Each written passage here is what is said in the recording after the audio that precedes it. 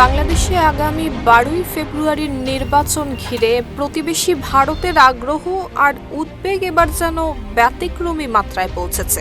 দিল্লির কূটনৈতিক এবং নীতি নির্ধারক মহলে এই ভোটকে দেখা হচ্ছে এমন এক রাজনৈতিক সন্ধিক্ষণ হিসেবে যা গত 1.5 দশকে দেখা যায়নি।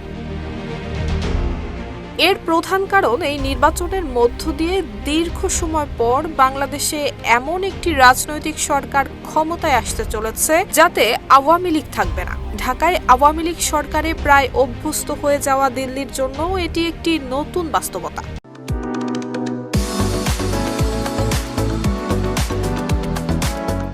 একই সঙ্গে তারেক রহমানের নেতৃত্বাধীন বিএনপি এককভাবে সরকার গড়তে পারবে কিনা কিংবা জামাতে ইসলামী সরকারের অংশীদার হবে কিনা এই অনিশ্চয়তাও ভারতের দুশ্চিন্তা বাড়িয়েছে। 2001 থেকে 2006 সালে বিএনপি জামাত জোট সরকারের অভিজ্ঞতা ভারতের জন্য সুখকর না হলেও বদলে যাওয়া রাজনৈতিক প্রেক্ষাপটে দিল্লি এখন বাস্তববাদী অবস্থান নিচ্ছে।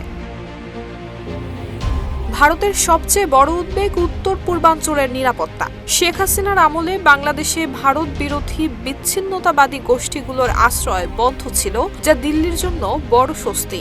নতুন সরকার এই বিষয়ে কি অবস্থান নেয় সেটি ভারতের জন্য মূল বিবেচ্য।